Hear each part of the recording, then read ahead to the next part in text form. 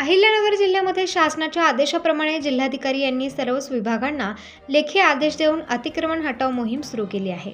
14 फेब्रुवारीपासून राहुरी शहरातील अतिक्रमण हे पोलीस बंदोबस्तात हटवण्यात येणार असल्याची माहिती राहुरी नगरपालिकेचे मुख्याधिकारी ज्ञानेश्वर ठोंबरे यांनी दिली आहे।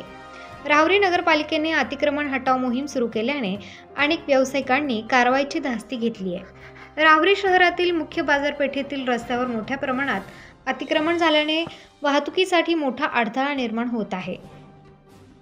त्यामुळे अतिक्रमण हटाव धडक मोहीम सुरू करण्यात आली आहे। अतिक्रमण धारकांना यापूर्वीच नोटिसा बजावल्या असल्याने काही ठिकाणी स्वेच्छेने अतिक्रमणात आलेली दुकाने टपऱ्या काढल्या आहेत, परंतु अनेकांनी नगरपालिकेच्या नोटीसला न जुमानता तिथेच बस्तान मांडल्याने 14 फेब्रुवारीपासून पोलीस बंदोबस्तात अतिक्रमण हटाव मोहीम अंमलात येणार आहे।